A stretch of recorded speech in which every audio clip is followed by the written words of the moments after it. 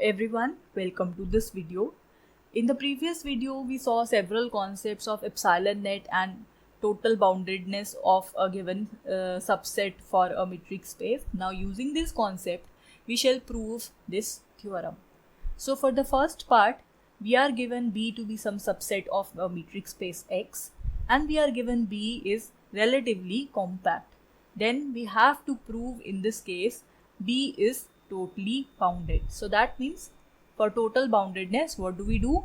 We find out an epsilon net for this set, and that epsilon net has to be finite. If that is true, then we will call our set B to be totally bounded. So let us start with the proof for this A part here. So here we assume B as relatively compact. This is given to us, and we will prove the total boundedness for the set B. So that means we will show that any fixed epsilon naught greater than 0, this being given, there exists a finite epsilon naught net for B. So this is what we will prove here. So let us consider the case when the subset is empty. For an empty subset, your epsilon net for B would again be empty, because to cover an empty set you require no element, right? So epsilon net would contain no such element. So therefore phi would act as epsilon net for the set B. So this part is quite trivial. Now for the second part, where we have we are assuming our set to be non-empty, right? So because the set is non-empty, so therefore it would have at least one element.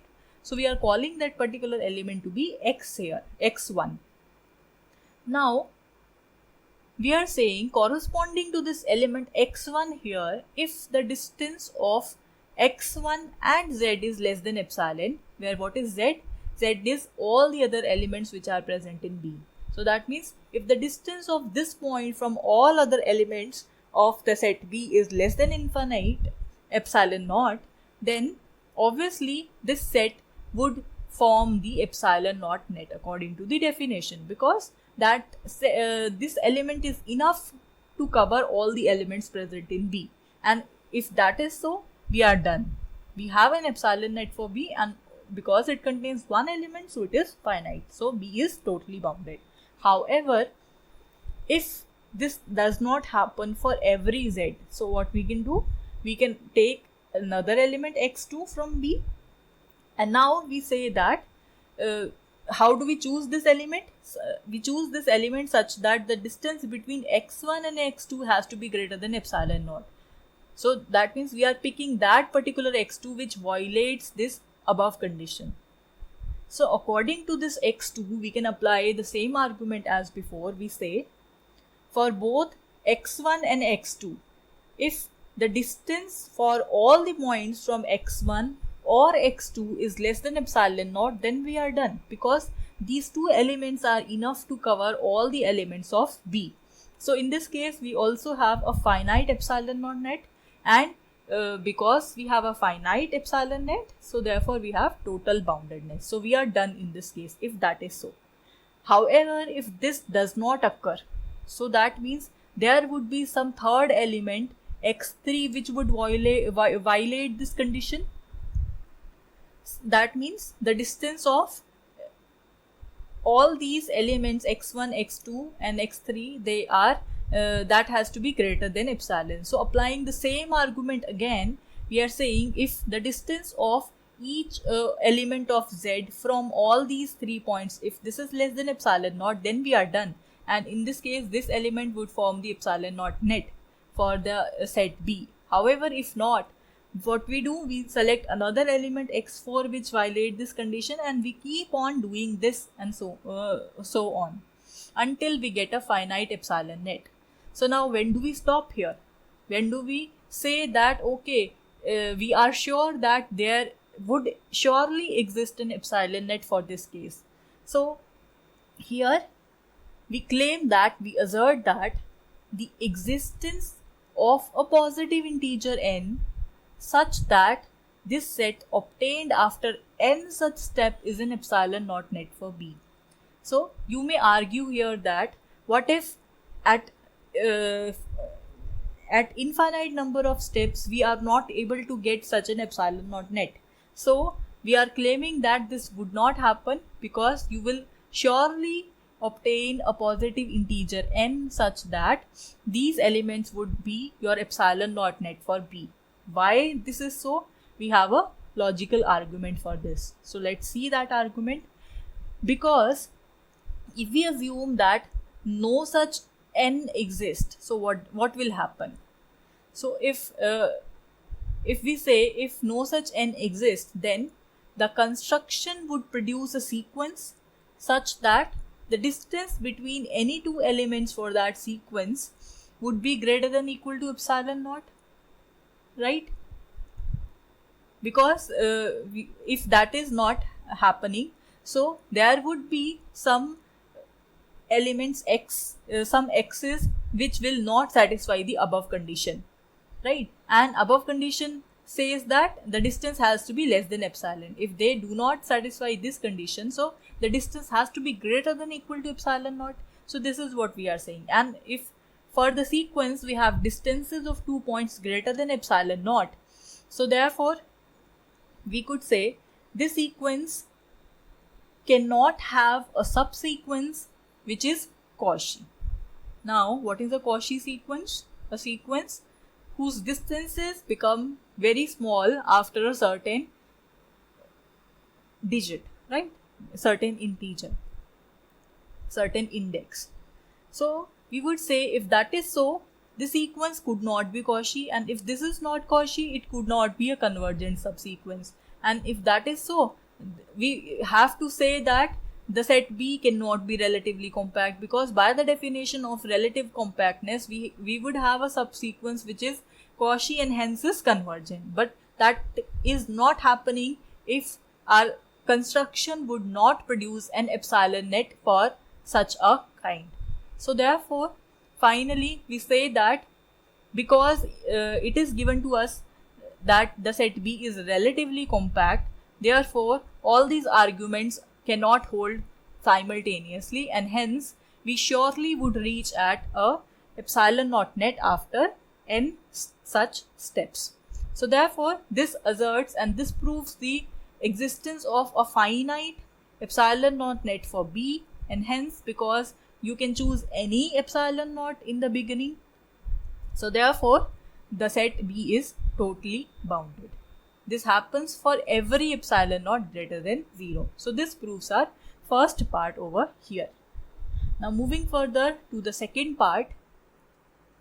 The second part, here we have to prove that B is relatively compact. We are given B to be totally bounded and we are given X to be complete. So let's proceed for the proof for part B. For part B, we have B to be totally bounded and X is complete. We wanted to prove B is relatively compact. So for proving B to be relatively compact, we have to consider any sequence in B and show that it has a subsequence which converges in X, right? So you'll also see within the proof of this theorem why the condition of X being complete is required here in addition to total boundedness, so that the part A is not if and only if part, right? Because the condition of X being complete is missing. So if X is complete, then you can say every totally bounded set B is also relatively compact, and vice versa if X is complete. Okay. So for the proof, because we are given X to be B to be totally bounded, so that means it would have a finite epsilon net, that is by definition. And now, so what we can do, we can create an epsilon net for this with epsilon as equal to 1. So basically what I am trying to say here, suppose this is your set B. So within this set, for this point, I am taking a small ball here having radius as 1. So this radius is 1. So there are many such balls of this kind, right? So all of these balls would make up your epsilon net with epsilon equal to 1. So that means What does that mean? It means B would be contained in the union of finitely many open balls having radius 1, which I have just told you. So you have one ball here, one ball here, one ball here, so that all these balls would cover B totally, right? So now they are saying from all of these balls we can pick a ball B1 such that it contains infinitely many terms of xn. So now they are saying, let us here choose this ball. So corresponding to this ball, say this is your ball B1. So they are saying all the terms for the sequence xn which was present in B, they should lie in this ball. They are lying in this ball. So this is our assumption. So we have basically selected that ball where all the entries of the sequence lie within this particular ball, right? Corresponding to the sequence here, we can construct a subsequence which we are calling by x1 comma n, right? So we are claiming that this sequence, because this is a subsequence of the sequence xn, and because all the sequence xn is lying in B1, x1 comma n has also to lie in B1. So this is quite okay, right? So this is one thing. Another thing, we can again apply the assumption of total boundedness of B again. So we say, by the definition of total boundedness, B has to be contained in the union of finitely many balls of radius epsilon is equal to 1 by 2. So now this time what we are saying this is our set B. Now for any point, you just take radius as epsilon by 2 and draw a ball. Then again take radius epsilon by 2 and draw a ball, and keep on doing this until you cover whole of the set B. So your set B would lie completely in the union of these balls. So this is what we are saying. So this could also be one possibility, because we can take any epsilon for doing this thing. So now if you look at your previous here diagram, so in this diagram we are saying that we have some balls of this kind over here, right? So this is what we are saying, and so on. So all these balls would cover this diagram. So here in this case, for epsilon is equal to 1 by 2, we have finitely many balls. Now from all these balls, we can pick a ball B2 which contains a subsequence x2n of the subsequence x1n. So now look at this, what we are doing. So all of our sequence earlier was lying in this green ball. So out of this green ball, we are now selecting this red ball, which we are calling this to be B2. So now we are saying for the ball B2, for the green ball, all our sequence x1n was lying into the green ball. Now we are saying all our sequence x2n is lying into this red ball, right? So we are selecting the balls like this. So from the set B, we are coming to the green ball, red ball, and then let's see what happens. So what we can do, we can continue like this. So we can choose even smaller epsilons. So we can choose epsilon to be 1 by 3, 1 by 4, 1 by 5, and so on, and setting yn to be xnn. So what we can do in this, within this red ball, we can then shrink the size here. So we can select another orange ball with having lesser epsilon and so on. So we have within green ball, red ball, within red ball, orange ball, and so on, right? So we keep on decreasing the size of these balls, and we say that the further subsequences, they are lying completely within the next balls, right? So this is what we are saying. So then for every given epsilon greater than 0, there is some n which would obviously depend on the size of epsilon, right? Because by our construction, so we will say that all the elements for this yn, which we have defined by xnn, they will lie in a ball having radius epsilon, where n is greater than capital N. So all the elements of the sequence after n will lie completely in a ball of radius epsilon. So now, by looking at this statement here, this is nothing but the definition for a Cauchy sequence, right? So that makes the sequence yn to be a Cauchy sequence, because every two element of this sequence after capital N having index after capital N, they are completely lying in a ball of radius epsilon, which is very small positive number. So therefore this sequence is Cauchy. And now you see the utility of X being complete. So here we are saying, because X is the space, the metric space is complete, therefore every Cauchy sequence here would have to converge. So that we have yn converges to y, right? If yn converges to y and yn belongs to B, so that implies y would lie completely in the closure of B. So according to the definition for closure, every sequence Zn in this closure, for every sequence Zn in this closure of B, there would be a sequence Xn in B which satisfies the condition that distance between any two points, any one point of this sequence and any one point of this sequence in B closure has to be less than 1 by n for every n. Now because we have selected the sequence Xn to be present in B, so therefore what we have shown, we say that it has a subsequence which converges in B closure, that we have just shown. So therefore Zn also has a subsequence which converges in B closure, because the distance between these two sequences, that has to be less than equal to 1 by n. So this implies B closure is compact, and because B closure is compact, B has to be relatively compact, right? So this proves your part B.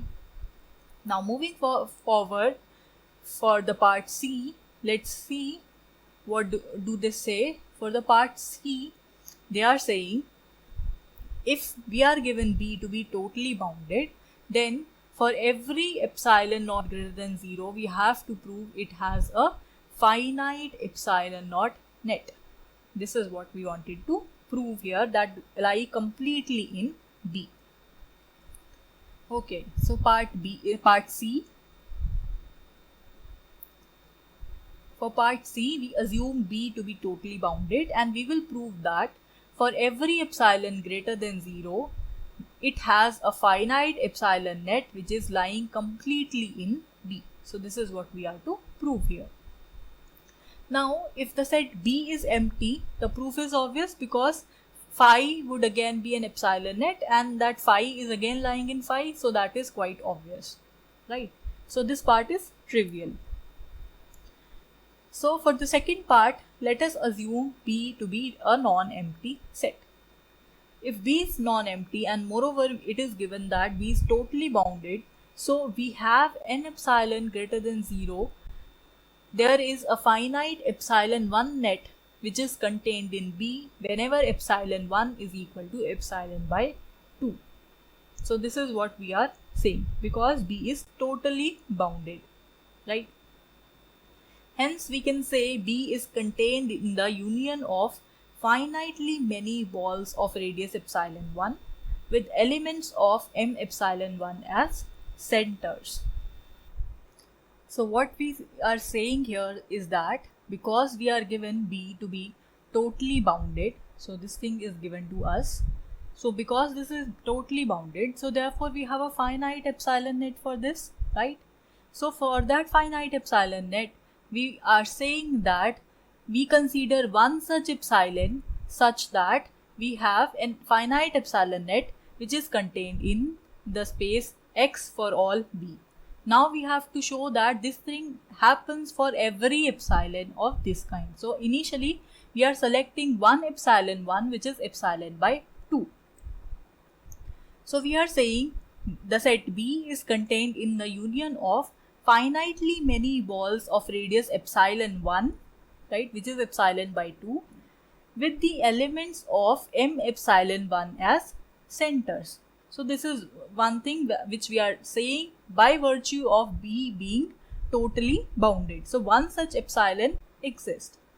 So now what we are saying, if we consider B1, B2 up to Bn be those balls which intersect with B, right? So we can assume the centers of all of these balls to be x1, x2 up to xn. So now corresponding to all these balls, what we can do, we can select a point zj which is lying both in B as well as in one of these balls. So let me call that ball to be bj.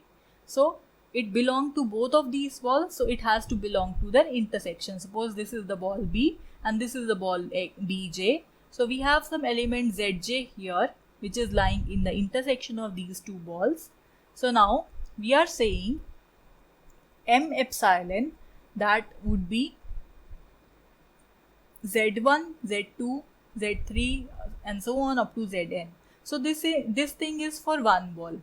We can again draw this for another ball, right? So this is B, this is B1. So here we have Z1. So again we can have another set here which would be B2, right? So we have Z2 here and so on. So corresponding to each of the ball B1, B2, B3 up to Bn, we have an element Z1, Z2, Z3 up to Zn. So if we collect all those elements here into a set, so and we name that set to be m epsilon, so we are saying this m epsilon would lie completely in B, because by construction all of these zi's, zj's, they are contained in B.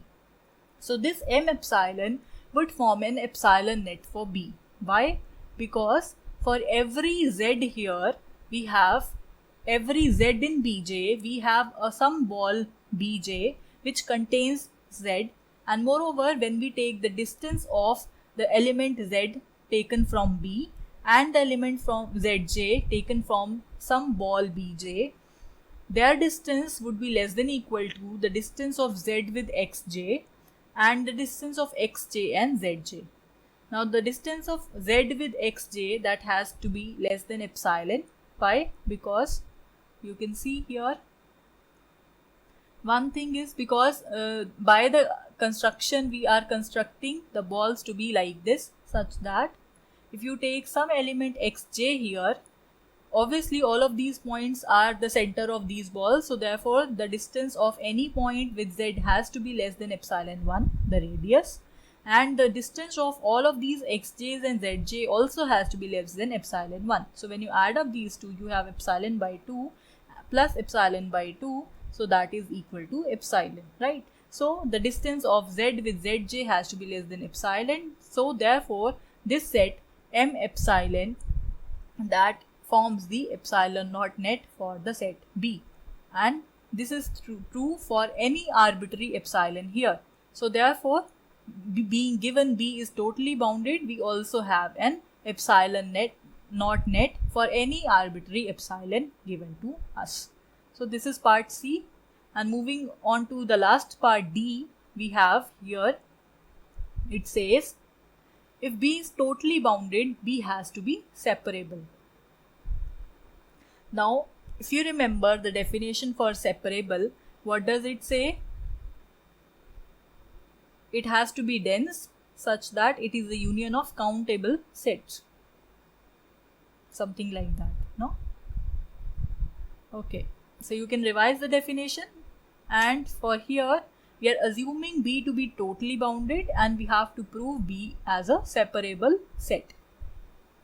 So using the result for part C, we are saying the set B that contains a finite epsilon net given by m 1 by n, where 1 by n is the corresponding radius for itself, where the epsilon n is 1 by n.